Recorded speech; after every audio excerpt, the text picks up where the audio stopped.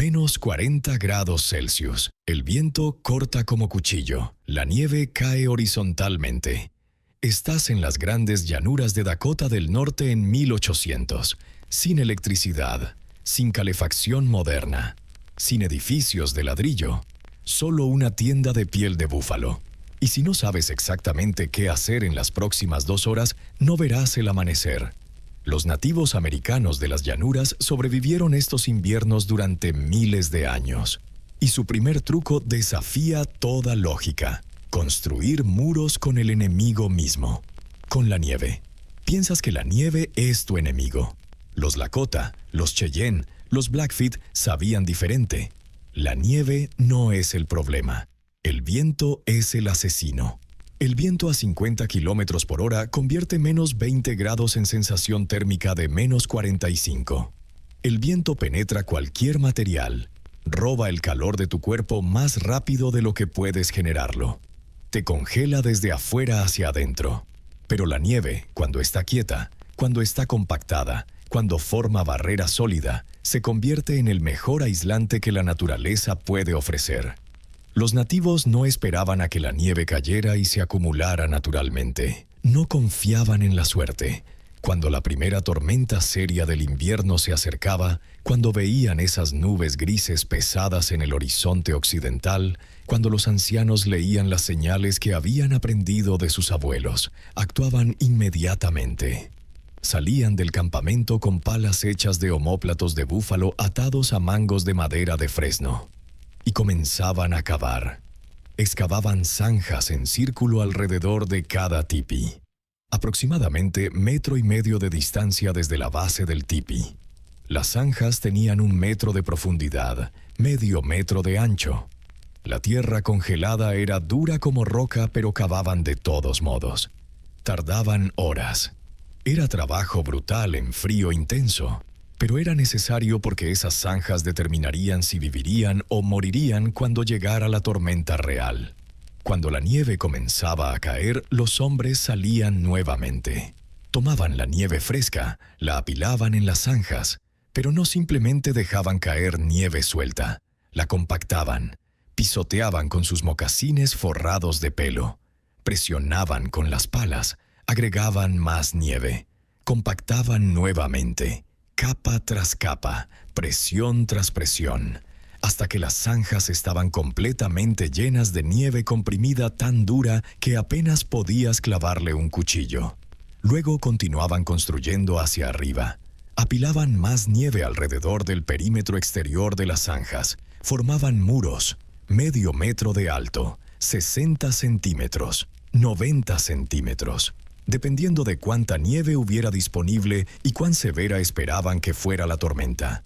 Y cada capa era compactada meticulosamente. No dejaban nada al azar. Sabían por experiencia transmitida a través de generaciones que nieve suelta era inútil. Solo nieve compactada formaba barrera efectiva. El resultado final era fortaleza de nieve. Cada tipi estaba rodeado por anillo de nieve compactada de 1 metro de alto o más. Desde lejos, el campamento parecía haber sido tragado por la nieve. Solo las partes superiores de los tipis sobresalían. Pero esa era exactamente la idea. Porque cuando el viento aullaba a través de las llanuras, cuando trataba de golpear las paredes de piel del tipi con fuerza completa, encontraba primero el muro de nieve. Y aquí viene la física brillante que los nativos entendían intuitivamente sin ecuaciones matemáticas. La nieve compactada contiene millones de pequeñas bolsas de aire atrapadas. El aire es el mejor aislante natural que existe. No conduce calor eficientemente. Cuando tienes aire atrapado en estructura sólida como nieve compactada, creas barrera casi perfecta contra transferencia de calor. El viento golpeaba el muro de nieve. La fuerza se dispersaba. La velocidad disminuía. En lugar de viento de 50 km/h golpeando directamente las paredes del tipi, el viento efectivo que alcanzaba el tipi era quizás 20 km/h. Esa reducción de velocidad era diferencia entre vida y muerte. Reducía la pérdida de calor del interior del tipi en más de 50%. Pero los muros de nieve hacían más que bloquear viento. También atrapaban calor radiante. Cada objeto emite radiación térmica infrarroja proporcional a su temperatura. El tipi, calentado desde dentro por el fuego, emitía calor infrarrojo. Normalmente, ese calor simplemente escaparía hacia la atmósfera fría, pero los muros de nieve reflejaban parte de ese calor de regreso hacia el tipi.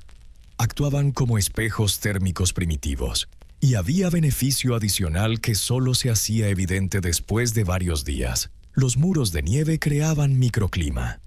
El espacio entre el muro de nieve y la pared del tipi se convertía en zona de amortiguación. El aire ahí era significativamente más cálido que el aire exterior más allá de los muros.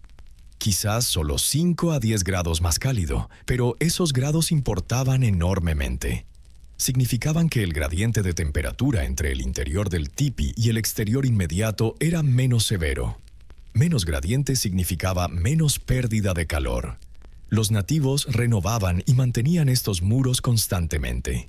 Después de cada tormenta agregaban más nieve. Después de días soleados, cuando la nieve comenzaba a derretirse ligeramente en la superficie, compactaban nuevamente. Reparaban secciones que el viento había erosionado. Era mantenimiento continuo, pero valía cada segundo de esfuerzo. Los niños aprendían esta técnica desde pequeños. A los 5 años ya estaban ayudando a transportar nieve. A los 10 sabían exactamente cómo compactar. A los 15 podían construir muro perfecto sin supervisión. Era conocimiento tan fundamental como saber caminar. Tu vida dependía de dominarlo. Cuando los primeros colonos europeos llegaron a las grandes llanuras y vieron estos campamentos rodeados de nieve, muchos pensaban que era primitivo. Pensaban que los nativos estaban enterrándose vivos. No entendían. Los colonos construían cabañas de madera con paredes delgadas que el viento penetraba fácilmente. Dormían en edificios que perdían calor por cada grieta. Muchos no sobrevivieron su primer invierno en las llanuras.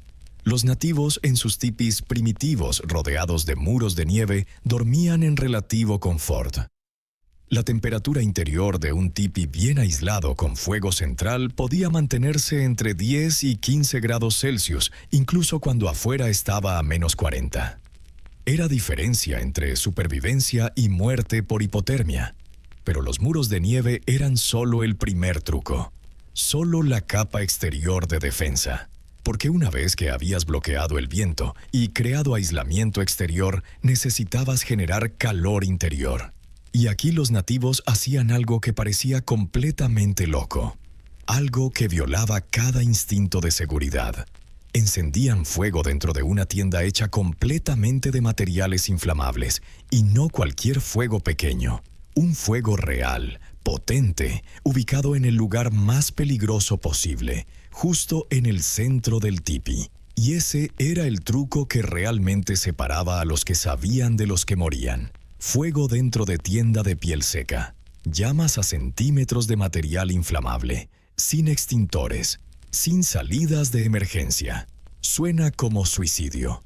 Los nativos americanos lo hacían cada noche durante 6 meses al año. Y no solo sobrevivían, prosperaban, porque entendían física del fuego de maneras que la mayoría de gente moderna nunca aprenderá. El fuego no iba en cualquier lugar. No podía simplemente encenderlo en el suelo y esperar lo mejor. La ubicación exacta determinaba si todos dormirían calientes o si el tipi entero se convertiría en infierno. Los Lakota habían perfeccionado la ciencia de colocación de fuego a través de miles de años de prueba y error. Y los que no aprendían las reglas no vivían para tener hijos.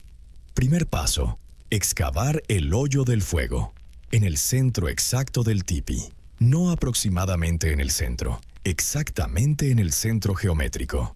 Los nativos medían las distancias desde cada poste del perímetro hasta encontrar el punto equidistante. Marcaban ese punto y comenzaban a excavar. El hoyo tenía que ser profundo, 30 a 45 centímetros bajo el nivel del suelo. No era capricho, era ingeniería térmica. Un fuego a nivel del suelo pierde calor hacia la tierra inmediatamente. El suelo actúa como disipador de calor masivo. Pero un fuego en hoyo está parcialmente aislado de la tierra por las paredes del hoyo mismo. El aire atrapado en el hoyo crea capa de aislamiento. El diámetro del hoyo también importaba. Demasiado pequeño, y el fuego no tenía suficiente combustión de oxígeno. Demasiado grande, y el fuego se esparcía sin concentrar calor. Óptimo era aproximadamente 60 a 75 centímetros de diámetro. Suficiente para fuego robusto pero contenido. Las paredes del hoyo eran verticales, no inclinadas. Paredes verticales reflejaban calor radiante hacia arriba en lugar de hacia los lados, donde se perdería en la tierra. Algunos grupos revestían las paredes con piedras planas. Las piedras absorbían calor durante el día y lo liberaban lentamente durante la noche, actuando como batería térmica. La profundidad exacta del hoyo afectaba cómo el calor se distribuía en el tipi. Hoyo más profundo significaba llamas más bajas. Calor se distribuía más uniformemente a nivel del suelo donde la gente dormía. Hoyo menos profundo significaba llamas más altas. Más calor escapaba por la apertura superior del tipi antes de poder calentar el espacio habitable. Los nativos ajustaban la profundidad según condiciones. En noches extremadamente frías, excavaban más profundo. Querían que cada caloría generada por el fuego permaneciera en el espacio habitable el mayor tiempo posible. En noches más templadas, menos profundo. Permitían que más calor escapara para evitar sobrecalentamiento. El tipo de madera importaba tanto como la ubicación del fuego. No quemaban cualquier madera disponible. Seleccionaban específicamente. Álamo temblón era favorito en muchas regiones. Madera de álamo quema caliente, relativamente limpia, con poco humo. Producía brasas duraderas que emitían calor constante durante horas. Sauce era otra opción. Abundante cerca de ríos y arroyos. Quema rápido pero limpio. Generaba calor inmediato cuando lo necesitabas. Mezclaban sauces para encendido rápido con álamo para calor duradero. Era química de combustión aplicada sin conocer las ecuaciones. Evitaban madera de pino y abeto cuando era posible. Esas maderas contenían mucha resina. La resina producía humo espeso negro que llenaba el tipi y hacía el aire irrespirable. Solo usaban coníferas en emergencias extremas cuando no había alternativa. Y cuando lo hacían, quemaban solo la cantidad mínima necesaria mezclada con madera limpia. La leña tenía que estar completamente seca. Madera húmeda o verde produce humo excesivo y menos calor. Los nativos almacenaban leña dentro del tipi, en el perímetro, donde se mantenía seca y gradualmente alcanzaba temperatura ambiente. Madera a temperatura ambiente quema más eficientemente que madera fría traída directamente del exterior. El tamaño de las piezas también estaba calculado. No quemaban troncos masivos.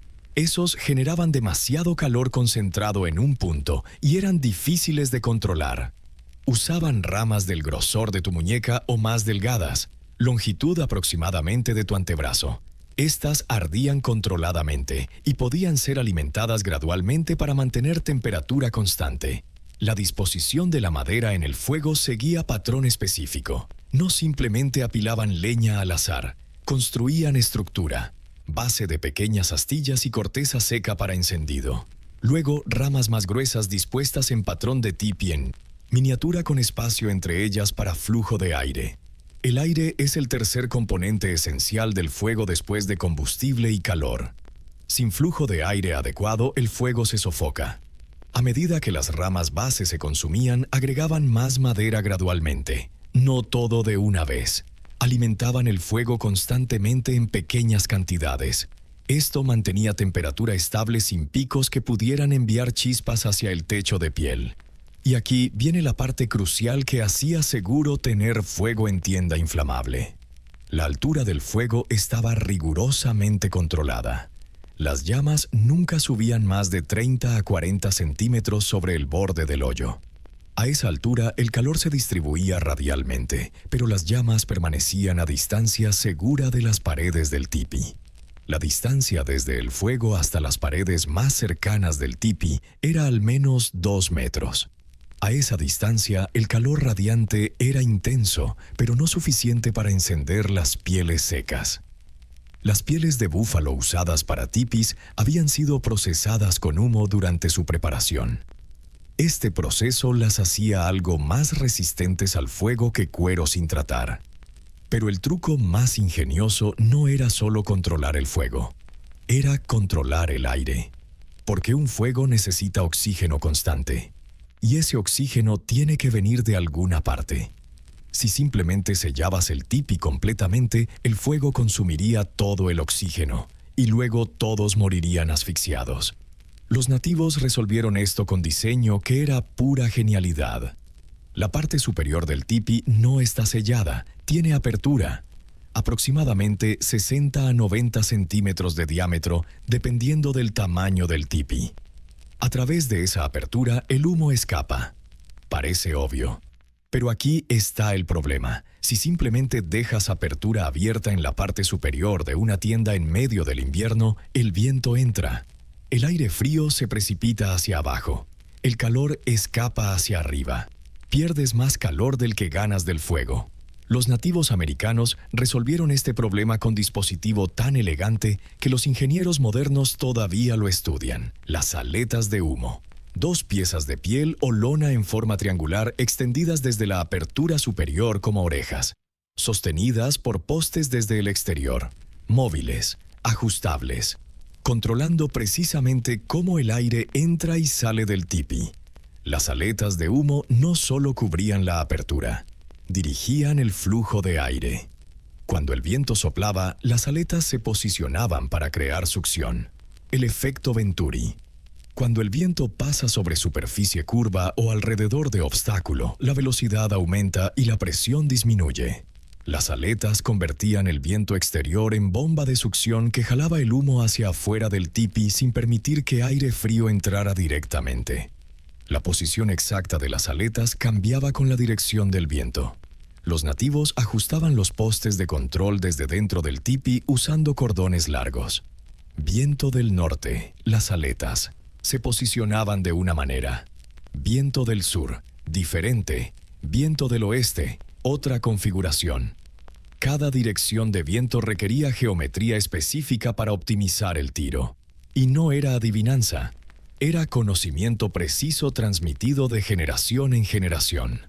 Los niños aprendían exactamente qué ángulo de aleta correspondía a qué dirección de viento.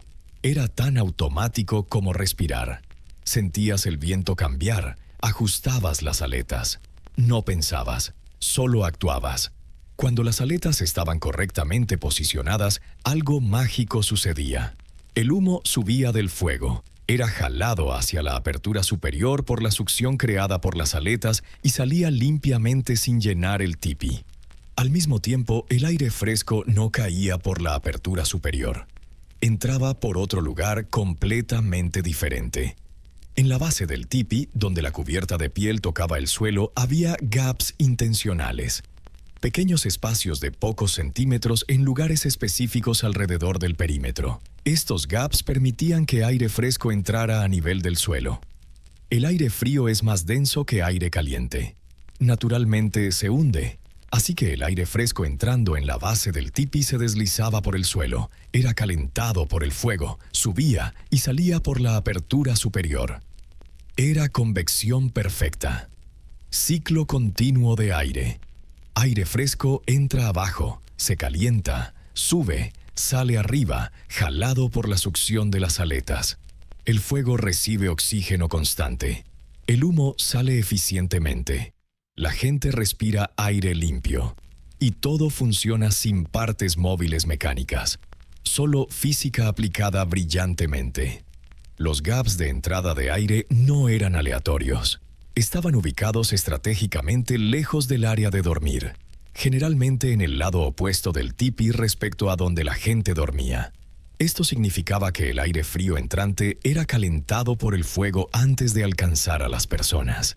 Nunca sentías ráfaga de aire helado directamente en tu cara mientras dormías. El tamaño de estos gaps también era ajustable. En noches extremadamente frías, los nativos bloqueaban parcialmente algunos gaps con pieles extra o ropa enrollada. Esto reducía el flujo de aire y conservaba más calor. En noches más templadas o cuando el fuego estaba ardiendo particularmente caliente, habrían más gaps para aumentar ventilación. Era sistema de control climático completamente ajustable, sin electricidad, sin termostatos, sin sensores. Solo observación cuidadosa y ajuste manual basado en feedback directo. Sentías mucho humo en el tipi, ajustabas las aletas. Sentías demasiado frío, cerraban parcialmente los gaps. Sentías demasiado calor, abrían más gaps. Era control manual pero extremadamente efectivo. La forma cónica del tipi también contribuía a la eficiencia del sistema. La forma de cono natural dirige flujo de aire hacia arriba. No hay esquinas donde el humo pueda quedar atrapado. No hay espacios muertos donde el aire estancado pueda acumularse. Todo fluye suavemente, desde la base hasta el ápice. Los postes estructurales del tipi también jugaban rol. Estaban dispuestos para no obstruir el flujo de aire.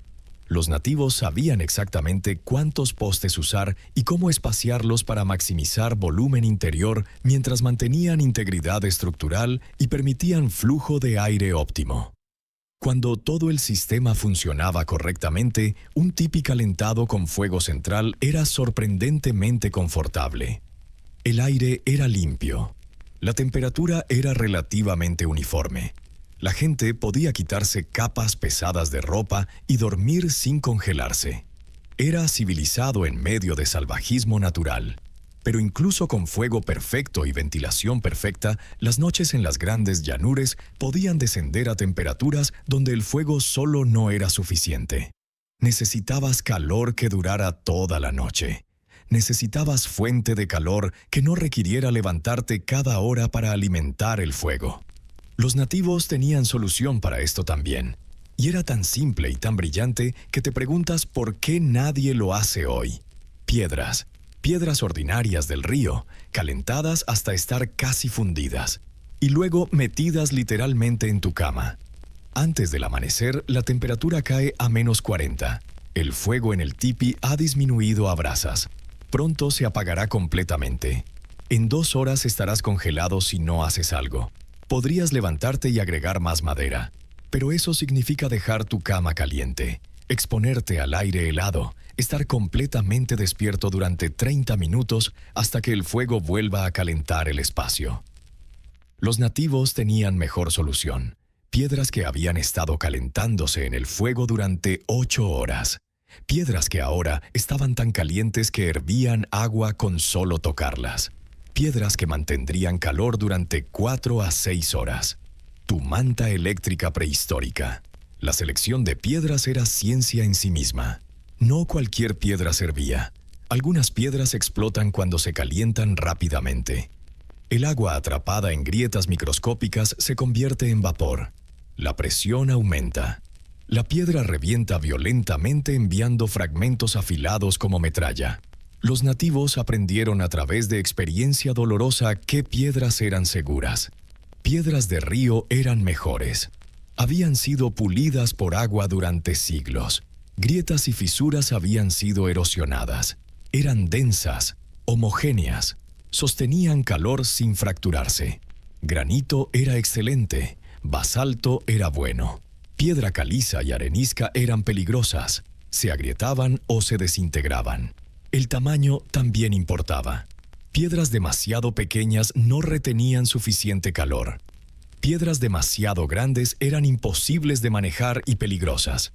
Óptimo era del tamaño de tu puño, o ligeramente más grande.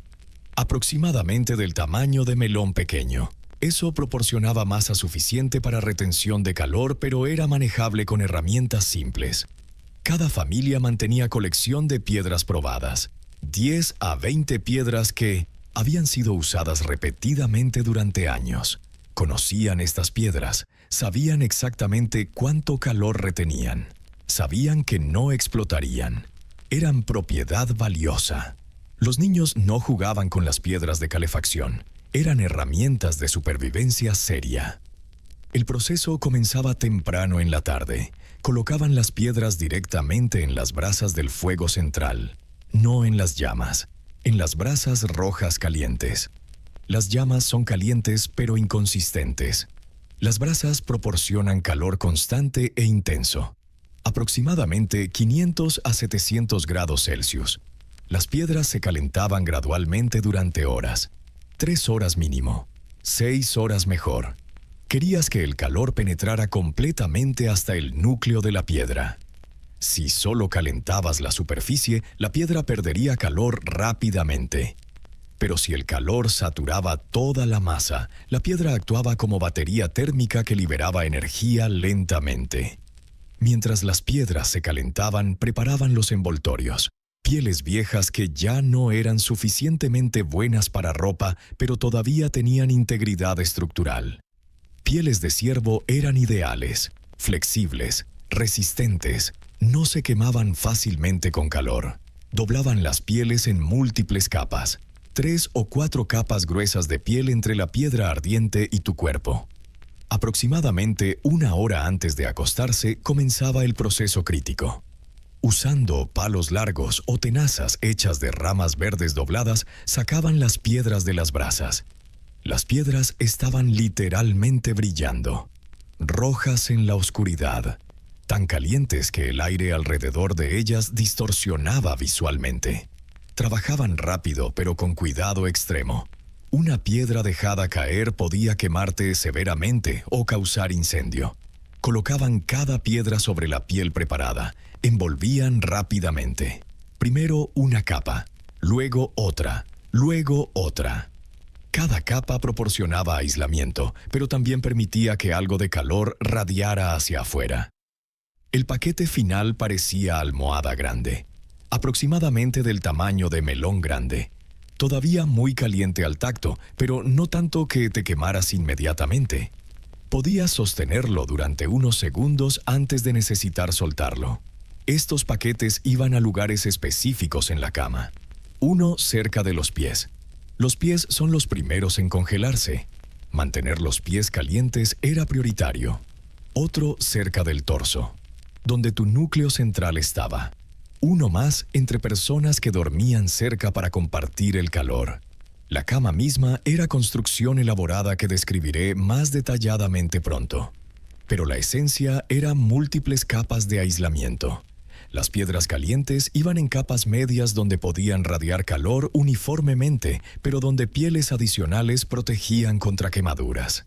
El calor de las piedras era intenso inicialmente, demasiado caliente para dormir directamente contra ellas. Los nativos dejaban pasar 30 minutos después de colocar las piedras. Durante ese tiempo el calor se equilibraba. Las capas exteriores de piel se calentaban. El aire entre las capas de la cama se calentaba. Todo el microambiente de la cama alcanzaba temperatura confortable. Cuando finalmente te metías en la cama, era como entrar a capullo caliente. Las piedras todavía emitían calor significativo, pero no peligrosamente. La temperatura dentro de la cama podía ser 20 a 25 grados Celsius, mientras la temperatura del aire del tipi era 5 grados o menos. El genio verdadero era cuánto duraba. Una piedra bien calentada retenía calor utilizable durante 4 a 6 horas. Tiempo suficiente para dormir profundamente. Para las primeras 2 horas el calor era intenso. Para las siguientes 2 horas confortable. Para las últimas horas apenas perceptible pero todavía contribuyendo. En la mañana las piedras estaban frías. Se sacaban de las pieles. Se devolvían a la colección. Y el ciclo comenzaba nuevamente la tarde siguiente. Era tecnología de 0 emisiones, 0 residuos, completamente renovable. Las piedras duraban años. Las pieles eran materiales que de todos modos tenían. El único costo era trabajo de recolectar leña y tiempo para calentar las piedras. Pero ese trabajo era necesario de todos modos para el fuego central. Compara esto con manta eléctrica moderna. Requiere electricidad generada probablemente por combustibles fósiles. Requiere manufactura compleja con componentes electrónicos. Falla cuando se corta la energía. Falla cuando se moja. Requiere mantenimiento. Eventualmente se rompe y va al vertedero. Las piedras calientes funcionan en cualquier circunstancia. No pueden romperse. No requieren suministro externo de energía más allá de fuego que de todos modos tienes.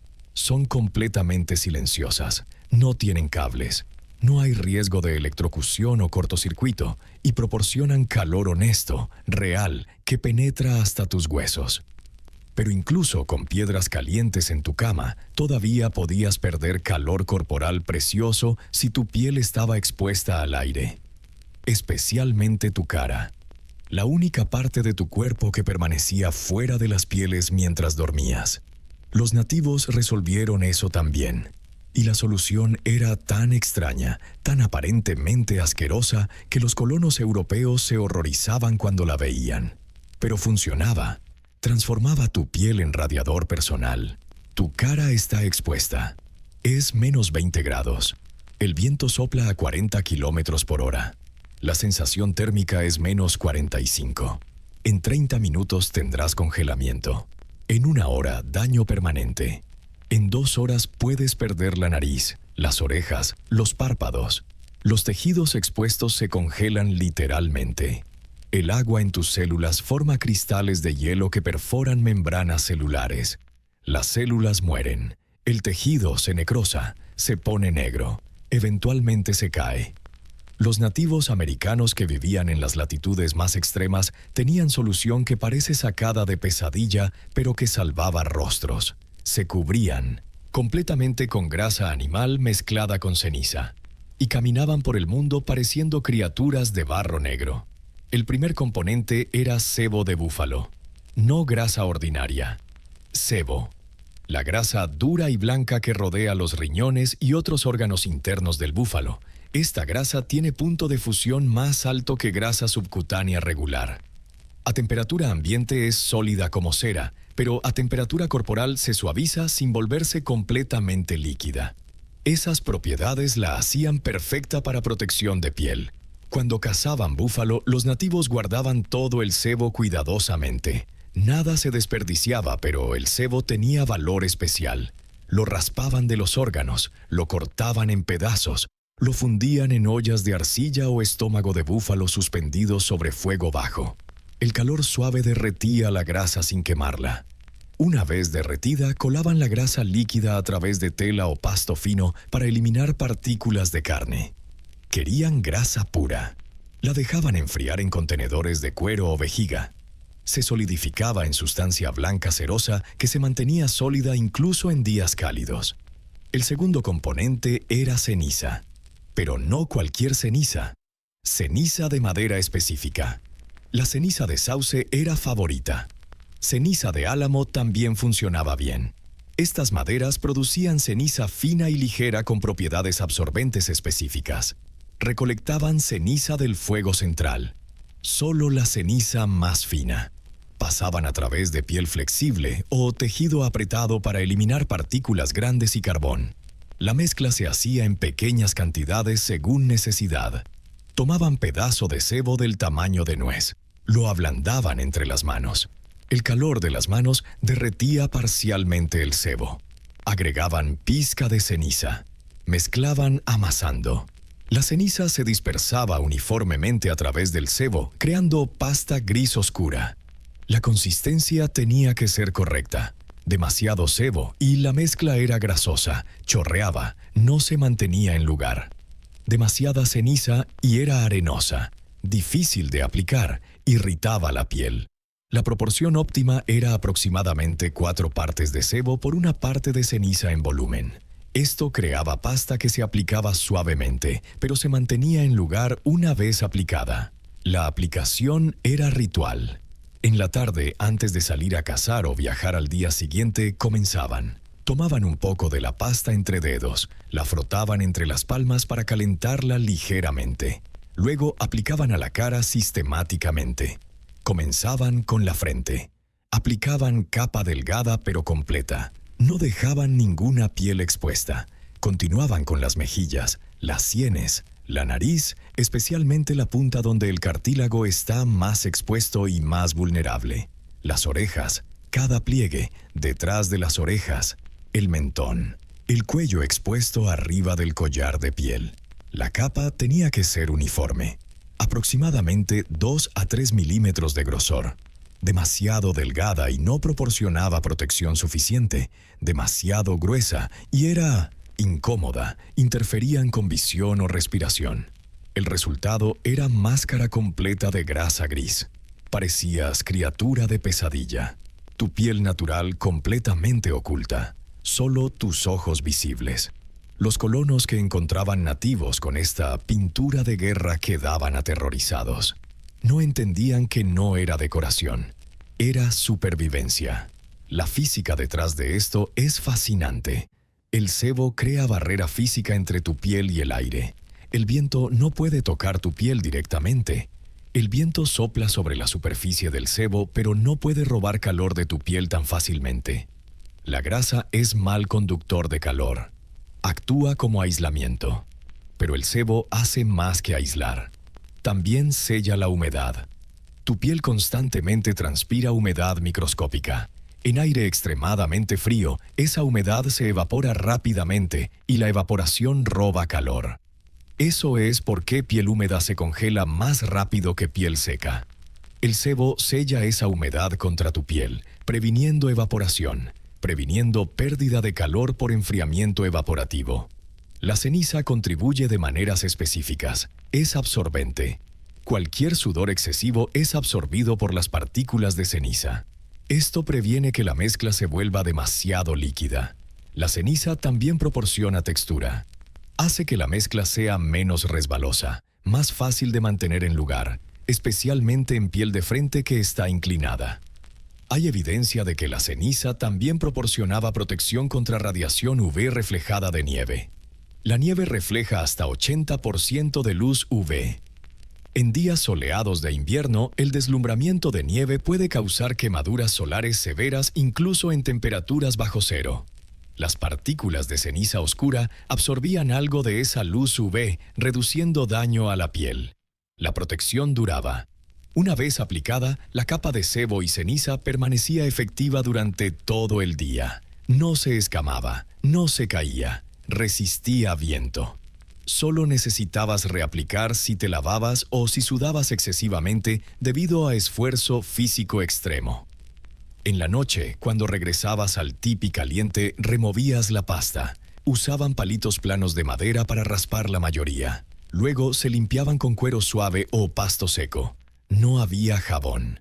El sebo era difícil de remover completamente, pero eso no importaba. Dejaban capa delgada en la piel. Esa capa continuaba proporcionando algo de protección y humectación. Algunos grupos agregaban otros ingredientes a la mezcla. Carbón vegetal pulverizado para color más oscuro y protección UV adicional. Grasa de oso en lugar de sebo de búfalo, porque la grasa de oso permanece más suave en temperaturas más bajas. Hierbas aromáticas para mejorar el olor. Pero la mezcla básica de sebo y ceniza era estándar a través de muchas tribus en las regiones más frías. Era conocimiento universal entre pueblos que enfrentaban inviernos severos, porque funcionaba. Simple pero efectivo. Los niños recibían su primera aplicación de sebo y ceniza alrededor de los 5 años. Antes de eso, estaban principalmente en el tipi, protegidos. Pero una vez que eran lo suficientemente mayores para salir regularmente, aprendían. Algunos niños protestaban. La pasta era fría inicialmente. La textura era extraña, pero los padres insistían. Era literalmente cuestión de vida o muerte. Adolescentes perfeccionaban la técnica. Aprendían exactamente cuánta presión usar al aplicar, cómo distribuir uniformemente, cómo asegurarse de no dejar ningún punto sin cubrir. Para cuando eran adultos, podían aplicar la pasta perfectamente en menos de 5 minutos, incluso con manos congeladas en la oscuridad. Esta técnica salvó innumerables vidas. Permitió a los nativos cazar y viajar en condiciones que de otro modo habrían sido fatales. Les dio ventaja de supervivencia en uno de los ambientes más hostiles del planeta. Y todo con 2 ingredientes que tenían abundantemente disponibles. Pero la cara era solo una parte del cuerpo. El resto también necesitaba protección, especialmente el torso, el núcleo central donde están los órganos vitales. Los nativos no tenían telas sintéticas. No tenían plumón de ganso de alta tecnología. No tenían poliéster. Tenían pieles de animales y descubrieron que algunas pieles eran infinitamente superiores a otras. La piel de conejo específicamente era oro puro. Y si cosías suficientes juntas, podías crear abrigo que superaba cualquier cosa que la tecnología moderna pueda ofrecer por peso y eficiencia de calor. Un conejo no parece impresionante. Pequeño, tal vez 2 kilogramos de peso. Su piel, una vez curtida y preparada, mide quizás 30 centímetros por 20. Delgada, frágil, parece inútil para protección seria. Los nativos americanos sabían diferente. Sabían que 100 conejos valían más que un búfalo para supervivencia invernal. Porque el pelo de conejo tiene propiedades que ningún otro material natural puede igualar para relación de calor por peso. El pelo de conejo es hueco. Cada hebra individual es tubo microscópico. Aire atrapado dentro de cada pelo. Millones de pelos. Billones de bolsas de aire microscópicas. El aire es el mejor aislante. No conduce calor. El pelo de conejo es esencialmente espuma natural, como burbujas de poliestireno pero crecidas por animal. Además, el pelo de conejo es denso, increíblemente denso, hasta 3.000 pelos por centímetro cuadrado en algunas especies. Para comparación, el pelo humano tiene aproximadamente 100 hebras por centímetro cuadrado. Los conejos tienen 30 veces más densidad. Esa densidad significa más aire atrapado, más aislamiento. El pelo también es fino. Cada hebra de pelo de conejo es aproximadamente 15 a 30 micrones de diámetro, más delgado que pelo humano. Pelos más finos significan más pelos pueden empaquetarse en el mismo espacio. Y pelos más finos atrapan aire más eficientemente en capa más delgada. Los nativos entendían estas propiedades intuitivamente. No tenían microscopios, no podían ver la estructura hueca de los pelos, pero sabían por experiencia que ropa de piel de conejo era la más caliente, y habían desarrollado técnicas específicas para maximizar esas propiedades. La caza de conejos era actividad seria durante otoño. No cazaban conejos para carne principalmente, cazaban para pieles. Los conejos en otoño habían desarrollado su pelaje de invierno completo, denso, largo, perfecto. Cazaban docenas, 50, 100. Dependiendo de cuántas pieles necesitaban para la ropa de invierno de la familia. El método de caza también importaba. No usaban flechas. Las flechas perforan la piel. Las flechas dejan agujeros grandes. Querían pieles intactas. Usaban trampas, lazos de tendón que atrapaban sin dañar la piel. O palos de lanzamiento, armas arrojadizas que aturdían o mataban sin perforar. Una vez muerto el conejo, el procesamiento comenzaba inmediatamente. La piel tenía que ser removida mientras el cuerpo estaba todavía tibio. Piel fría es más difícil de trabajar. Hacían corte circular alrededor de las patas traseras. Luego pelaban la piel hacia adelante como quitar calcetín. La piel salía en una pieza, invertida, con el pelo hacia adentro. Luego invertían la piel de regreso para que el pelo quedara hacia afuera. La extendían plana. Limpiaban cualquier grasa o carne adherida usando raspador de hueso afilado. Querían la piel lo más limpia posible. El curtido de pieles de conejo era diferente del curtido de pieles grandes. Las pieles de conejo son delgadas. Curtido agresivo las debilitaría. Usaban método suave. Frotaban las pieles con cerebro del conejo mezclado con agua. Los cerebros contienen lípidos y enzimas que ablandan la piel sin dañarla. Cada animal tiene suficiente cerebro para curtir su propia piel, dicho tradicional que resultaba ser verdad. Dejaban las pieles absorber la mezcla de cerebro durante la noche. En la mañana amasaban las pieles. Esto rompía fibras de colágeno haciéndolas suaves y flexibles. Luego enjuagaban en agua fría. Exprimían el exceso de agua. Estiraban las pieles sobre marco de madera para secar. El secado tenía que ser lento, demasiado rápido, y las pieles se endurecían. Demasiado lento y podían pudrirse. Las colgaban en área con sombra, pero con buena circulación de aire. Tomaba 2 días. Una vez secas, las pieles eran suaves como gamuza, flexibles, con el pelo intacto y denso. Ahora comenzaba el verdadero trabajo: coserlas juntas. No cosían pieles de conejo como cosían pieles grandes. Las pieles de conejo son demasiado delgadas para sostener costuras tradicionales. Desarrollaron técnica específica. Cortaban cada piel en tira larga. Comenzaban en un borde, cortaban en espiral hacia el centro, creando tira continua de piel de conejo de aproximadamente 4 a 5 centímetros de ancho y 2 metros de largo desde una sola piel. Esas tiras eran hiladas juntas como cuerda. Tomaban 2 tiras, las superponían ligeramente, las cosían con tendón fino. Luego agregaban otra tira, otra. Eventualmente tenían cuerda de piel de conejo de 50 metros de largo o más. Esta cuerda era entonces tejida. Usaban marco simple de madera. Estiraban hilos de tendón verticalmente. Entrelazaban la cuerda de piel de conejo horizontalmente. El pelo de la piel creaba textura peluda en ambos lados del tejido. Era como tela peluda flexible. El resultado era material extraordinario, ligero, sorprendentemente fuerte considerando que estaba hecho de pieles delicadas, y asombrosamente cálido.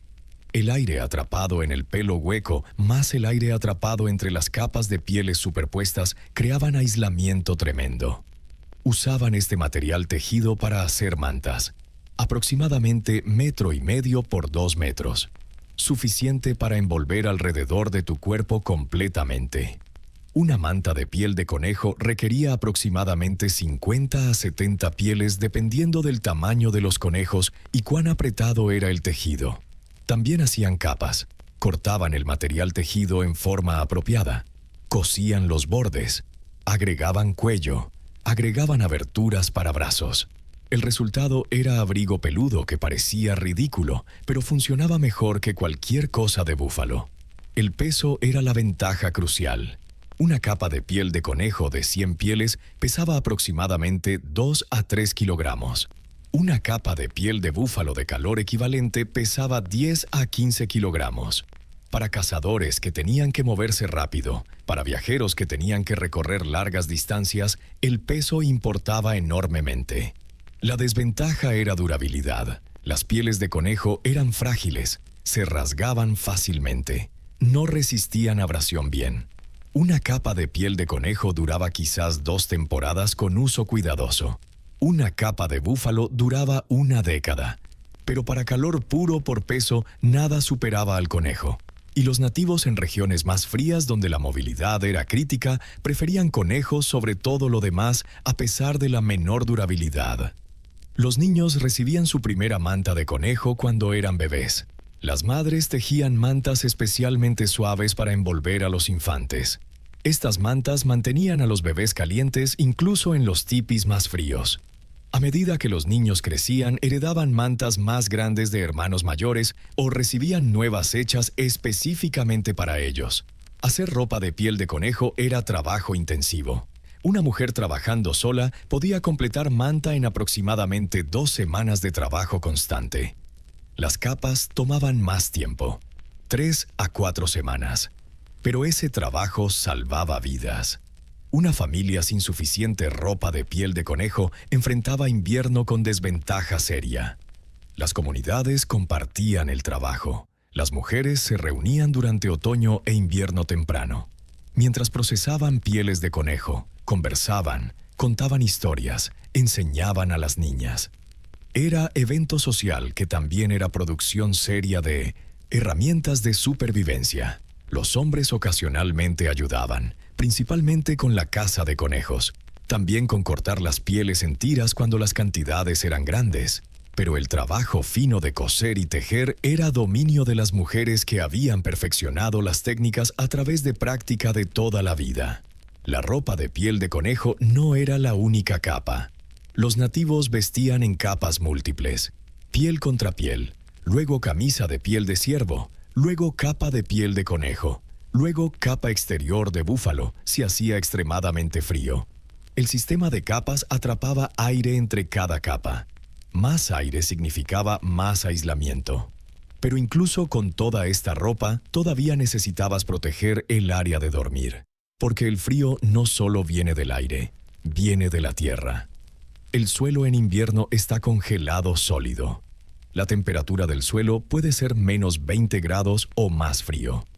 Si duermes directamente en suelo congelado, el frío sube a través de tu cuerpo. Te roba calor desde abajo más rápido de lo que puedes generarlo.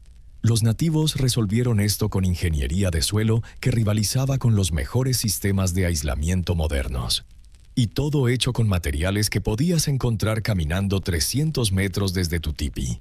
El suelo te matará más rápido que el aire. El aire a menos 20 grados es peligroso pero manejable. Suelo a menos 20 grados en contacto directo con tu cuerpo es sentencia de muerte. El suelo es denso. Tiene masa tremenda comparada con aire. Puede absorber calor casi infinitamente. Tu cuerpo puede generar quizás 100 vatios de calor. El suelo puede absorber kilovatios. No hay competencia. El suelo gana, te drena, te enfría, te mata. Los nativos americanos entendían esto con claridad brutal. Las primeras lecciones que los niños aprendían sobre supervivencia invernal incluían: nunca te sientes directamente en la tierra en invierno. Nunca te acuestes directamente en la tierra. Siempre, siempre crea barrera. La construcción del área de dormir comenzaba cuando instalaban el tipi. Antes de que la primera nevada cayera, comenzaban con la superficie del suelo dentro del tipi. La limpiaban meticulosamente. Removían rocas, palos, cualquier irregularidad. Querían superficie lo más plana y uniforme posible. Luego comenzaban el proceso de construcción de múltiples capas. Primera capa, ramas de sauce, no ramas gruesas, ramitas delgadas, del grosor de tu dedo meñique o más delgadas. Las recolectaban en cantidades enormes, cientos de ramitas, las entrelazaban formando estera. Las ramitas iban todas en la misma dirección, paralelas, tocándose pero no apretadas.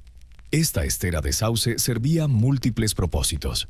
Primero, elevaba todo lo que estaba encima del suelo directo. Creaba gap de aire de quizás 2 a 3 centímetros. Aire es mal conductor. Ese gap de aire era primera línea de defensa contra el frío del suelo. Segundo, las ramitas de sauce tenían cierta elasticidad. No eran completamente rígidas. Proporcionaban ligero colchonamiento. No mucho, pero algo. Y algo era mejor que nada cuando dormías en el suelo. Tercero, las ramitas creaban textura que ayudaba a mantener las capas superiores en lugar. Sin las ramitas, las capas de arriba se deslizarían. Con las ramitas había agarre. La estera de sauce cubría el área de dormir completamente. Típicamente era anillo alrededor del perímetro interior del tipi. El centro estaba abierto para el hoyo del fuego. El anillo de área de dormir era aproximadamente 1,5 metros de ancho. Suficiente para que 2 o 3 personas durmieran lado a lado. Segunda capa, hierba seca. No cualquier hierba. Hierba de pradera específica. Hierba alta que crecía abundantemente en las llanuras durante verano. Las recolectaban en otoño después de que se había secado naturalmente, pero antes de que la nieve cayera. Cortaban con hoces de hueso o madera. La ataban en manojos grandes. Almacenaban cientos de manojos. Esta hierba seca era oro puro. Cada tallo de hierba era hueco, lleno de aire. Cuando apilabas manojos de hierba, creabas red tridimensional de fibras huecas con aire atrapado en múltiples escalas. Aire dentro de los tallos. Aire entre los tallos. Aire entre los manojos. Era espuma natural. Aislamiento con factor R comparable a espuma de poliestireno moderna. Desataban los manojos, extendían la hierba sobre las esteras de sauce, capas gruesas, 15 a 20 centímetros de profundidad. Distribuían uniformemente. No dejaban puntos delgados. La hierba se comprimía ligeramente bajo su propio peso, pero mantenía la mayoría de su altura. La hierba también absorbía cualquier humedad. Esto era crucial. Los cuerpos humanos exhalan humedad. Aproximadamente 1 litro de agua por noche por persona. Esa humedad tiene que ir a alguna parte. Si se condensa en las pieles directamente, crea humedad. La humedad reduce dramáticamente las propiedades aislantes de las pieles, pero la hierba seca actúa como sumidero. Absorbe la humedad, la distribuye, previene condensación. Tercera capa, más esteras. Estas hechas de juncos o tules sí estaban disponibles. Juncos son plantas de humedal con tallos gruesos huecos. Los cortaban, los secaban, los tejían en esteras planas. Estas esteras eran más densas que las esteras de sauce, pero más suaves. Proporcionaban superficie más uniforme. Las esteras de junco iban encima de la hierba. Mantenían la hierba comprimida y en lugar. También proporcionaban superficie más suave para las capas superiores. No querías que tallos duros de hierba pincharan las pieles. Cuarta capa, pieles. Pero no las mejores pieles. Pieles más viejas. Pieles que habían sido usadas para ropa y ahora estaban gastadas. Pieles con agujeros o rasgaduras. Pieles que ya no eran adecuadas para ropa, pero todavía tenían valor como aislamiento. Estas pieles iban con el pelo hacia abajo. El pelo tocaba las esteras de junco. El lado de cuero miraba hacia arriba. Múltiples pieles, superpuestas para cubrir el área de dormir completamente. Esta capa proporcionaba aislamiento adicional y también creaba barrera contra la hierba. No querías dormir directamente en hierba que podía ser áspera o albergar insectos. Quinta capa, pieles buenas. Pieles de búfalo principalmente. Grandes, gruesas, con pelo denso. Estas iban con el pelo hacia arriba. Dormías directamente en el pelo de búfalo. Era suave, era cálido. Era lujoso comparado con todo lo que estaba debajo. Pero el sistema todavía no estaba completo. Las pieles de búfalo cubiertas proporcionaban base aislada para dormir. Pero también necesitabas cobertura. Necesitabas algo para cubrir tu cuerpo mientras dormías. Más pieles de búfalo. Pieles de alce. Pieles de ciervo cosidas juntas en mantas grandes. Y las mantas de piel de conejo que describí antes. El sistema completo de sueño invernal era elaborado. Entrabas en el área de dormir justo antes de acostarte. Te quitabas las capas exteriores pesadas de ropa. Las colgabas en postes cerca del fuego para que se secaran.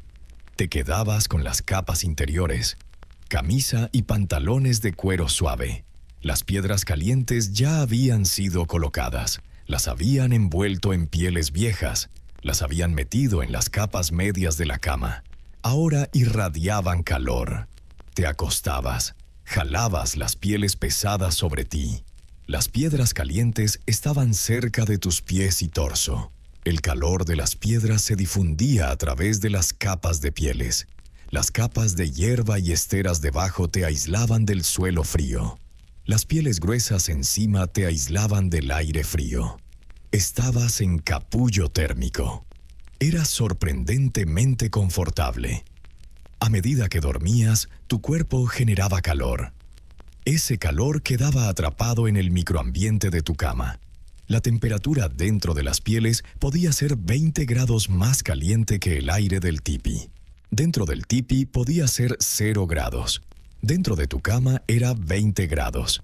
Diferencia enorme. Múltiples personas durmiendo cerca compartían calor. Las familias dormían juntas. Padres, hijos, abuelos. El calor corporal combinado de 5 personas era significativo. Quizás 500 vatios de generación de calor continua. Todo ese calor atrapado en el área de dormir elevaba la temperatura aún más. El sistema funcionaba tan bien que las personas frecuentemente se sobrecalentaban. Tenían que ajustar, remover algunas de las pieles de cobertura, dejar que algo de calor escapara. Era mejor sobrecalentarse ligeramente que arriesgarse a enfriamiento. El sobrecalentamiento podía corregirse fácilmente. El enfriamiento era más peligroso. En la mañana, las piedras estaban frías. El fuego en el centro del tipi había disminuido a casi nada.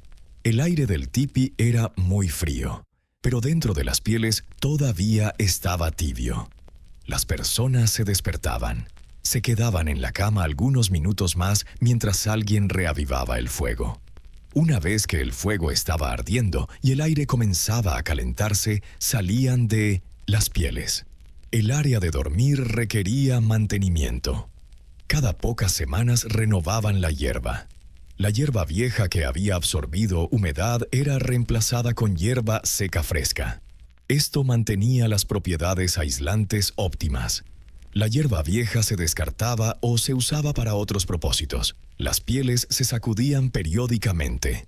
El polvo y partículas se acumulaban. Sacudir mantenía las pieles limpias y esponjadas. El pelo esponjado atrapaba más aire, proporcionaba mejor aislamiento. Las esteras de sauce y junco duraban toda una temporada si se cuidaban. Al final del invierno se desensamblaba todo el sistema. Las esteras se almacenaban. La hierba se desechaba. Las pieles se limpiaban y reparaban. Todo listo para el próximo año. Este sistema de suelo de múltiples capas era tan efectivo que incluso grupos que finalmente obtuvieron acceso a mantas tejidas comerciales continuaron usando el sistema tradicional de hierba y esteras como base. Las mantas tejidas iban encima. Pero el aislamiento del suelo permanecía tradicional porque funcionaba mejor que cualquier cosa que los comerciantes europeos pudieran ofrecer. Pero todos estos sistemas, los muros de nieve, el fuego central, las piedras calientes, la ropa de piel, el suelo aislado, todos eran preparación. Preparación para dormir. Dormir era cuando eras más vulnerable, cuando tu cuerpo reducía el metabolismo, cuando generabas menos calor, cuando no podías ajustar conscientemente. Los nativos tenían una técnica más, la más contraintuitiva, la más extraña, y quizás la más efectiva de todas. Sudar deliberadamente hasta el punto del colapso justo antes de acostarte. El Sweat Lodge. Y si no entiendes por qué esto funcionaba, prepárate porque la fisiología es fascinante. Tu cuerpo es batería. Genera calor constantemente. Metabolismo basal. Aproximadamente 100 vatios para adulto promedio en reposo. Más cuando estás activo. Ese calor mantiene tu temperatura central en 37 grados Celsius. Pero el calor también se pierde constantemente. Radiación, convección, conducción, evaporación. En ambiente frío, pierdes calor más rápido de lo que lo generas. Tu temperatura comienza a caer. Eventualmente caes en hipotermia y mueres. Los nativos entendían que necesitaban maximizar la cantidad de calor almacenado en sus cuerpos antes de dormir. Querían sus cuerpos funcionando como baterías cargadas completamente. Baterías que liberarían calor durante toda la noche. La pregunta era cómo cargar la batería. La respuesta era el Sweat Lodge. Estructura pequeña, baja, en forma de domo, cubierta con pieles pesadas. Interior completamente oscuro cuando las pieles sellaban la entrada. Y en el centro, piedras. Piedras que habían estado en fuego durante horas. Piedras tan calientes que brillaban rojo en la oscuridad. Piedras que cuando echabas agua encima, creaban vapor instantáneo que llenaba la estructura con calor sofocante. La construcción del Sweat Lodge era proyecto separado del tipi. Típicamente ubicado cerca del tipi principal, pero no adentro. Marco de sauce joven flexible doblado en forma de domo. Aproximadamente 1,5 metros de altura en el centro. 3 metros de diámetro. Los extremos de las ramas del sauce enterrados en la tierra. Atados en la parte superior donde se encontraban. Cubrían este marco con todas las pieles disponibles. Pieles de búfalo principalmente. Capas múltiples. El objetivo era hacer la estructura lo más hermética posible. Sellaban cualquier gap. Sellaban la entrada con piel pesada que podía levantarse y dejarse caer. Una vez que estabas dentro con la entrada sellada, era completamente oscuro. Completamente cerrado. A un lado, afuera del lodge, construían fuego grande. Calentaban piedras en este fuego durante horas. Las mismas piedras de río densas que usaban para calentadores de cama. Pero más, quizás 20 a 30 piedras. Cada una del tamaño de tu cabeza, calentadas hasta estar casi al rojo vivo. Cuando las piedras estaban listas, las transportaban al Sweat Lodge. Usaban palos bifurcados o herramientas hechas de astas de ciervo. Las piedras calientes se colocaban en hoyo poco profundo cavado en el centro del lodge. Las piedras se apilaban. La masa térmica combinada era tremenda. Miles de kilojulios de energía térmica almacenados en esa pila de piedras. Los participantes entraban, generalmente 3 a 6 personas, hombres y mujeres en sesiones separadas típicamente, desnudos o casi desnudos. Traían contenedor de agua, cuenco de arcilla o calabaza hueca llena de agua fría, y hierbas, salvia, cedro, hierba dulce, plantas aromáticas que serían esparcidas en las piedras junto con el agua. Se sentaban en círculo alrededor del hoyo con las piedras calientes. El líder de la ceremonia estaba más cerca de las piedras. Tenía el agua. La entrada se sellaba completamente. Oscuridad total. El único rastro de luz venía de las piedras incandescentes. Resplandor rojo tenue. El calor era inmediato e intenso. Las piedras irradiaban energía infrarroja. Tu piel absorbía esa radiación. Se calentaba, pero todavía no era insoportable. Todavía era tolerable. Respiración normal. Tal vez un poco acelerada debido al aire caliente, pero manejable. Luego el líder tomaba agua. Usando cucharón o solo manos ahuecadas, arrojaba agua sobre las piedras calientes. El agua golpeaba las piedras e instantáneamente se convertía en vapor. Explosión de sonido. Siseo violento. Y la temperatura subía dramáticamente. El vapor llenaba la estructura. El aire se volvía húmedo, opresivamente caliente. 60 grados Celsius, 70, más, con humedad alta. La sensación era abrumadora. Tu piel se sentía como si estuviera ardiendo. Tu respiración se volvía trabajosa. Inhalabas aire caliente y húmedo que apenas contenía oxígeno utilizable. Tu corazón latía más rápido y comenzabas a sudar. No sudar normal, sudar profuso. Cada poro de tu cuerpo abierto. Sudor, brotando. Chorros de sudor corriendo por tu cara, tu pecho, tu espalda. Tus manos resbalosas, sudor goteando de tu nariz. Charcos formándose debajo de ti. Este era el punto. Sudar agresivamente, vaciar las reservas de agua de tu cuerpo a través de la piel. Pero ¿por qué esto era beneficioso para supervivencia invernal? Parece contradictorio. Estás perdiendo agua, estás perdiendo electrolitos, estás estresando tu cuerpo. ¿Cómo ayuda esto? La respuesta está en la fisiología térmica. Cuando sudas profusamente en ambiente extremadamente caliente, tu cuerpo hace algo interesante. Prioriza la temperatura central. El calor del ambiente está tratando de elevar tu temperatura central. Tu cuerpo responde aumentando flujo sanguíneo a la piel, dilatando vasos sanguíneos, bombeando más sangre cerca de la superficie para disipar calor a través del sudor y evaporación. Pero en el sweat lodge, el aire está saturado de vapor. El sudor no se evapora eficientemente, simplemente corre por tu piel. La evaporación limitada significa que el enfriamiento es limitado. Tu temperatura central comienza a subir, ligeramente, medio grado, 1 grado, quizás hasta 38 o 38,5 grados Celsius. Y aquí está la clave. Esa temperatura central elevada se mantiene durante horas después de salir del lodge. Tu cuerpo ha almacenado calor. Has cargado la batería. Tu metabolismo permanece elevado. Tu flujo sanguíneo permanece aumentado. Estás generando y reteniendo más calor de lo normal. Permanecían en el lodge en rondas, quizás 10 a 15 minutos de calor intenso. Luego abrían la entrada brevemente. Aire fresco entraba. Se refrescaban ligeramente. Bebían algo de agua para rehidratarse parcialmente. Luego cerraban nuevamente. Más agua en las piedras.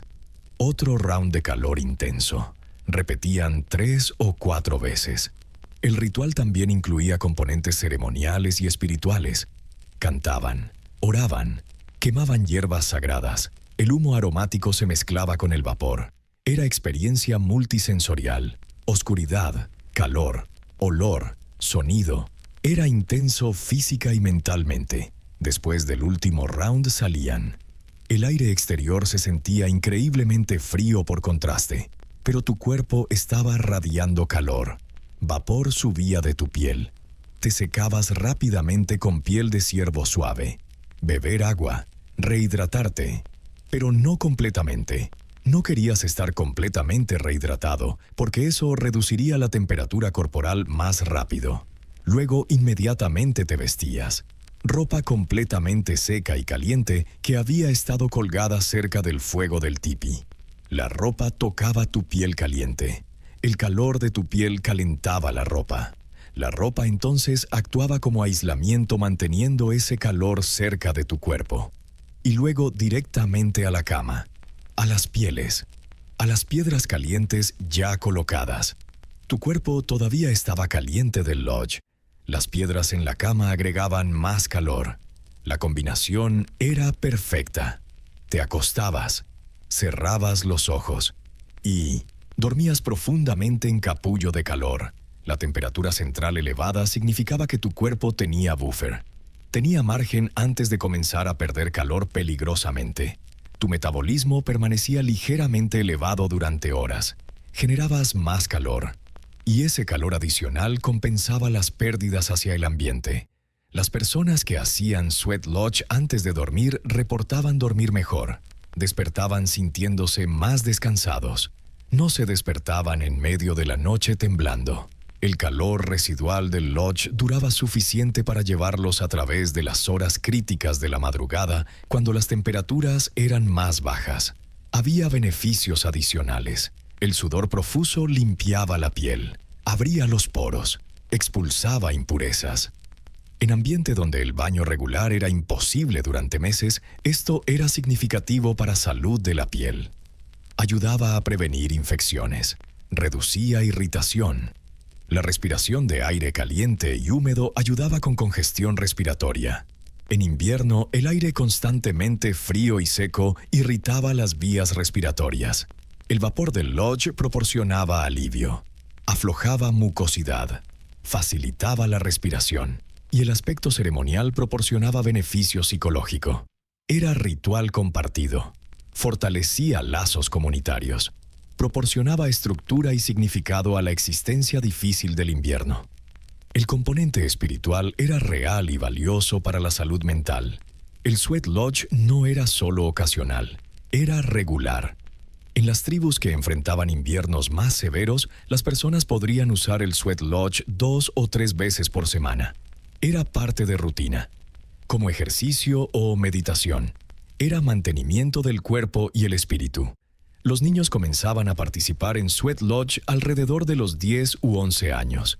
Las primeras sesiones eran más suaves, temperatura más baja, duración más corta. Gradualmente construían tolerancia. Para los 15 podían soportar sesiones completas de adulto. Los ancianos adaptaban la práctica según su condición física. Temperatura ligeramente más baja, salidas más frecuentes para aire fresco. Pero continuaban participando porque los beneficios valían la pena incluso con adaptaciones. Esta técnica específica, elevar deliberadamente la temperatura corporal antes de exponerse a frío extremo durante el sueño, es contraintuitiva para mayoría de personas modernas. Pero tiene sentido fisiológico sólido. Y funcionaba.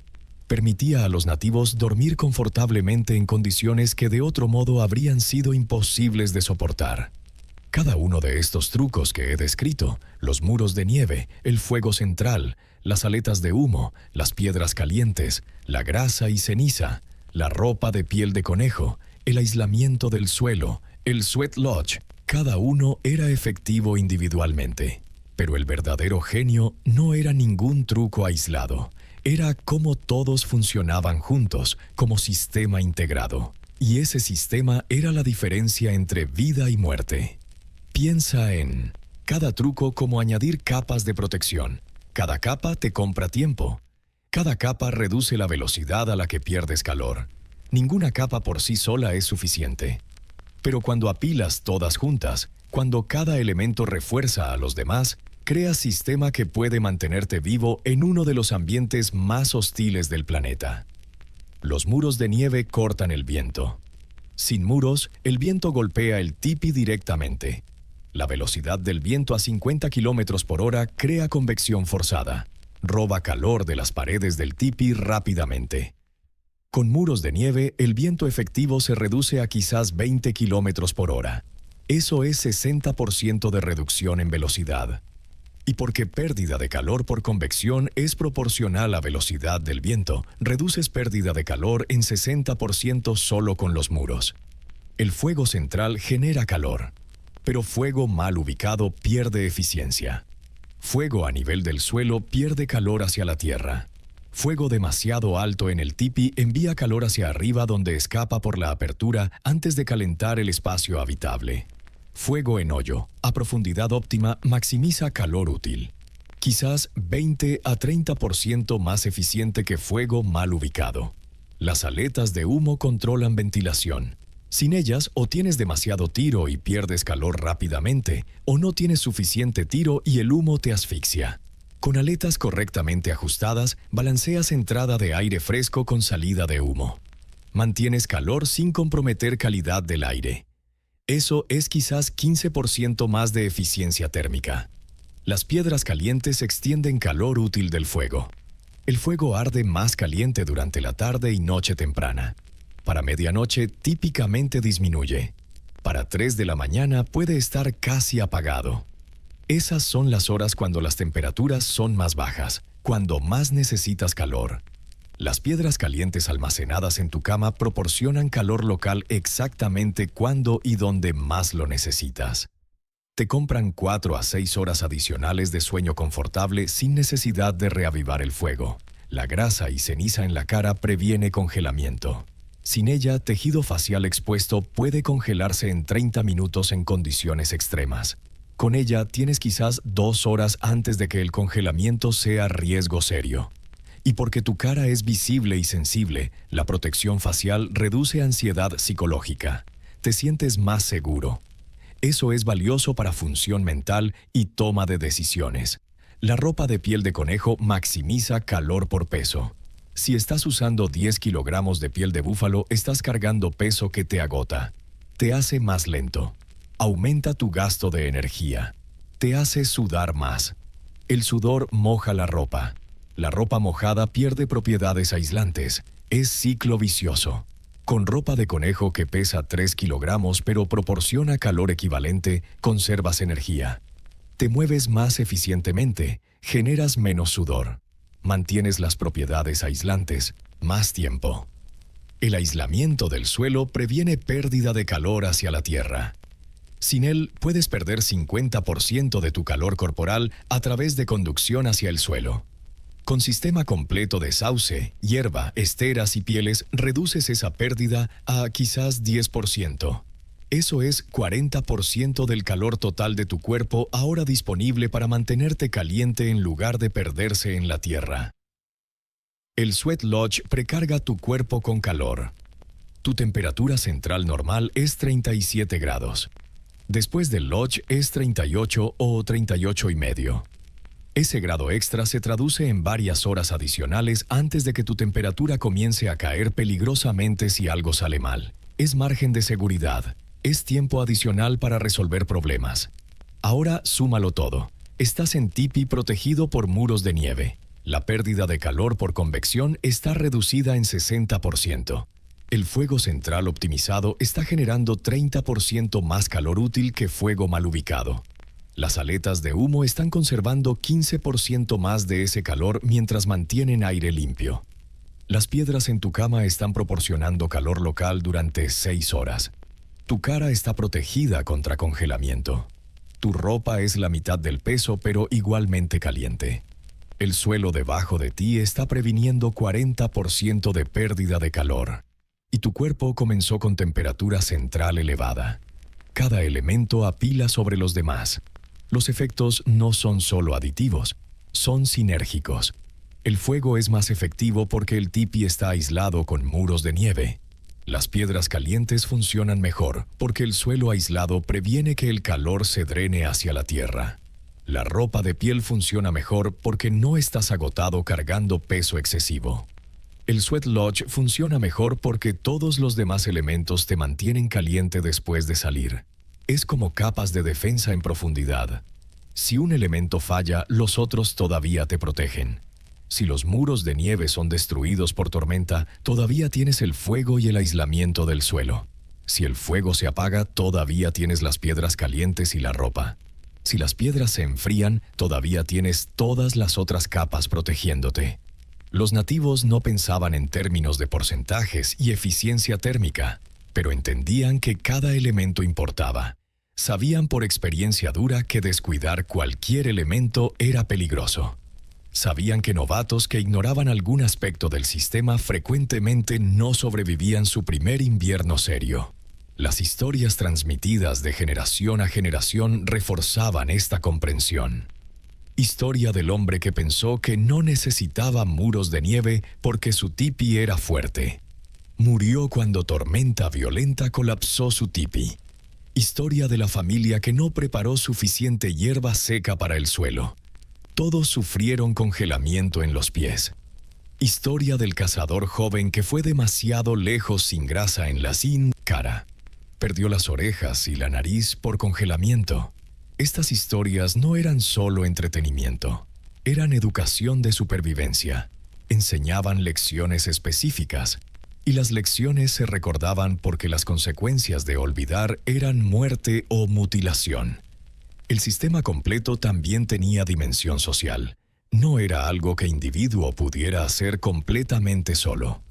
Construir muros de nieve alrededor de múltiples tipis era esfuerzo comunitario. Recolectar suficiente hierba y sauce requería múltiples personas. Cazar conejos para ropa requería coordinación de grupo. Operar Sweat Lodge era actividad comunal. Esta interdependencia fortalecía lazos sociales. La gente dependía unos de otros no solo emocionalmente, sino literalmente para supervivencia física. Esta dependencia mutua creaba cohesión social fuerte. Los conflictos interpersonales se resolvían más rápidamente porque mantener relaciones buenas era literalmente cuestión de vida o muerte.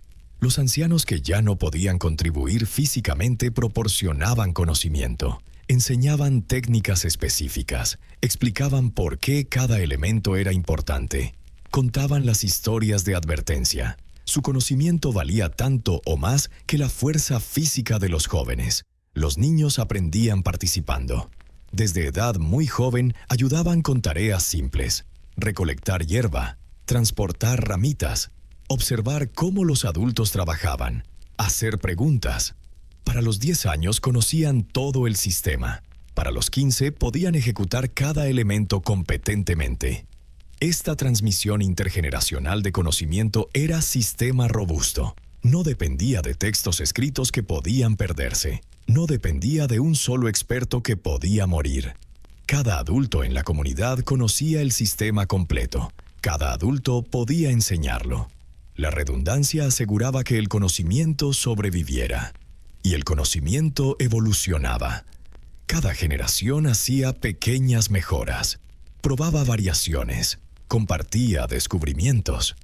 El sistema de supervivencia invernal de las grandes llanuras en 1800 era más refinado que el sistema de 1500, y el sistema de 1500 era mejor que el de 1200.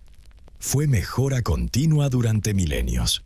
Pero este sistema completo, este conocimiento acumulado durante miles de años, comenzó a perderse cuando los nativos fueron forzados a reservaciones. Cuando fueron obligados a vivir en casas de madera estilo europeo, cuando se les prohibió seguir sus prácticas tradicionales. El conocimiento permaneció con algunos ancianos, pero no se transmitió universalmente a la siguiente generación. Para 1900, mucho del conocimiento específico ya estaba perdido. Las generaciones más jóvenes sabían que sus abuelos habían sobrevivido inviernos en tipis, pero no sabían exactamente cómo. Los detalles específicos, las técnicas precisas, se estaban borrando de la memoria colectiva. Antropólogos y etnógrafos en 1900 trabajaron con los últimos ancianos que recordaban las técnicas tradicionales. Documentaron lo que pudieron, escribieron descripciones, tomaron fotografías, hicieron diagramas. Gracias a ese trabajo, algo del conocimiento se preservó. Pero mucho ya se había perdido para siempre. Hoy hay esfuerzos de revitalización. Algunos nativos están reconstruyendo el conocimiento tradicional. Experimentan con técnicas antiguas. Construyen tipis tradicionales. Prueban los métodos de calefacción. Algunos descubren que los métodos antiguos funcionan mejor que tecnología moderna en ciertas circunstancias, y eso nos lleva a la lección final. La lección que todos necesitamos entender en nuestro mundo moderno cada vez más dependiente de tecnología. Compras chaqueta de invierno de última tecnología. Cuesta $500. Tiene aislamiento de plumón sintético. Capa exterior resistente al viento. Tecnología de regulación de temperatura. Pesa menos de 1 kilogramo. Es cálida hasta menos 30 grados según el fabricante. Te sientes preparado para cualquier cosa. Te extravías en tormenta de nieve. Tu vehículo muere. Estás varado. Tienes tu chaqueta cara. Tienes tu teléfono inteligente. La batería muere en el frío. No hay señal de todos modos. Tienes encendedor, pero la tormenta es tan intensa que no puedes mantener llama encendida. Estás congelándote. Tu chaqueta cara no es suficiente. Comienzas a temblar violentamente. Hipotermia se establece. Tienes quizás 2 horas antes de perder conciencia. Ahora imagina que tienes el conocimiento tradicional de los nativos americanos. No tienes chaqueta cara, no tienes teléfono, pero sabes cómo construir refugio rápidamente usando nieve. Sabes cómo bloquear viento. Sabes cómo ubicar fuego óptimamente en espacio pequeño. Sabes cómo encontrar madera seca incluso bajo nieve. Sabes cómo crear capa protectora en tu piel con recursos disponibles. Sabes cómo usar tu propio calor corporal eficientemente. Tus probabilidades de supervivencia acaban de aumentar dramáticamente. Esta es la lección central. Tecnología falla. Baterías mueren. Equipos se rompen. Suministros se agotan. Pero conocimiento permanece. Conocimiento grabado en tu memoria no puede ser perdido a menos que pierdas conciencia o mueras. Y conocimiento puede improvisar, puede adaptarse, puede usar lo que esté disponible. Los nativos americanos sobrevivieron inviernos que mataban a colonos europeos bien equipados, no porque tuvieran mejor equipo. De hecho, tenían menos. Sobrevivieron porque tenían mejor conocimiento. Entendían los principios fundamentales. Entendían física térmica intuitivamente. Entendían cómo trabajar con la naturaleza en lugar de contra ella. Esa comprensión está casi perdida en sociedad moderna. La mayoría de personas no saben cómo hacer fuego sin fósforos o encendedor. No saben cómo construir refugio. No saben qué plantas son seguras para comer. No saben cómo navegar sin GPS. No saben cómo encontrar agua potable. Dependemos completamente de tecnología y cadenas de suministro. Esto nos hace vulnerables. Cuando sistemas fallan, cuando desastres suceden, cuando te encuentras en situación donde la tecnología no funciona, el conocimiento tradicional de supervivencia es lo que te salva. Y no necesitas estar en naturaleza salvaje para que este conocimiento sea relevante. Principios de conservación de calor aplican a tu casa cuando se corta la electricidad en invierno. Entender convección te ayuda a optimizar calefacción y ahorrar dinero. Conocer propiedades aislantes de materiales naturales te ayuda a tomar mejores decisiones de construcción. Pero más allá de aplicaciones prácticas, hay lecciones filosóficas más profundas. Los nativos americanos vivían en relación directa con su ambiente. No intentaban dominar la naturaleza con tecnología. Intentaban entenderla y trabajar con sus principios. Esta mentalidad creaba sostenibilidad. No agotaban recursos. No contaminaban ambiente, porque sabían que su supervivencia dependía de mantener balance. Contrasta esto con sociedad industrial moderna. Dominar naturaleza con tecnología. Extraer recursos sin límite. Contaminar sin considerar consecuencias. Vivir en ambiente completamente artificial separado de procesos naturales. Funciona mientras la tecnología funciona, pero es frágil. Un colapso de cadenas de suministro, un corte de energía prolongado, un desastre natural mayor y millones de personas están en peligro inmediato porque no tienen conocimiento básico de supervivencia. Los nativos americanos nos enseñan que resiliencia verdadera no viene de tener más cosas, viene de tener más conocimiento, viene de entender principios fundamentales, viene de ser capaz de improvisar y adaptar. También nos enseñan sobre transmisión de conocimiento. En su sociedad, todos los adultos conocían habilidades esenciales de supervivencia. El conocimiento era distribuido ampliamente. No había dependencia de expertos raros. Hoy tenemos especialización extrema. La mayoría de personas no saben cómo hacer la mayoría de cosas que necesitan para vivir. Dependemos de sistemas complejos de especialistas. Eso es eficiente cuando funciona, pero es frágil cuando falla. Los nativos también nos enseñan sobre eficiencia. Sus soluciones eran elegantes, usaban materiales localmente disponibles, no requerían cadenas de suministro complejas, no generaban residuos que no podían ser reintegrados al ambiente. Todo era renovable y sostenible. Es ejemplo que podríamos seguir hoy. Finalmente, nos enseñan sobre importancia de transmitir conocimiento. Los nativos transmitían conocimiento de supervivencia de generación a generación como prioridad máxima. Era educación más importante, porque literalmente determinaba si la próxima generación viviría o moriría. Hoy no transmitimos este tipo de conocimiento sistemáticamente. No es parte de currículum escolar estándar. No es considerado conocimiento esencial, pero quizás debería serlo. Porque aunque vivimos en sociedad tecnológica avanzada, somos todavía animales biológicos que necesitan calor, agua, comida y refugio. Y saber cómo obtener estas necesidades básicas sin depender de tecnología es conocimiento que todos deberían tener. Algunas organizaciones están trabajando para revitalizar conocimiento tradicional. Ofrecen cursos de habilidades de supervivencia, enseñan técnicas antiguas, documentan conocimiento de ancianos que todavía recuerdan. Esto es trabajo valioso. Está preservando conocimiento que de otro modo se perdería completamente. Pero no necesitas tomar curso formal para comenzar a aprender. Puedes estudiar por tu cuenta, leer etnografías de antropólogos que documentaron culturas nativas, practicar hacer fuego, construir refugio simple en tu patio, aprender a identificar plantas locales. Cada pequeña habilidad que adquieres te hace un poco más resiliente, un poco menos dependiente de sistemas que están fuera de tu control. Y quizás lo más importante, transmite lo que aprendes. Enseña a tus hijos, enseña a tus amigos, comparte el conocimiento. Porque conocimiento que no se comparte eventualmente se pierde. Y conocimiento perdido puede significar la diferencia entre vida y muerte cuando situaciones críticas surgen. Los nativos americanos sobrevivieron en las grandes llanuras durante miles de años con tecnología simple, pero conocimiento profundo. Prosperaron en ambiente que muchos considerarían imposible para habitar. Y lo hicieron no con equipos caros, sino con entendimiento profundo de principios naturales y habilidades prácticas transmitidas cuidadosamente. Esa es su historia épica. Esa es la lección que necesitamos recordar. Porque el mundo moderno es más frágil de lo que parece. Y cuando la tecnología falla, como eventualmente siempre falla, el conocimiento tradicional de supervivencia es lo único que realmente importa. Hasta aquí la historia épica de hoy. Buenas noches, suscríbete y mira más historias épicas en nuestro canal.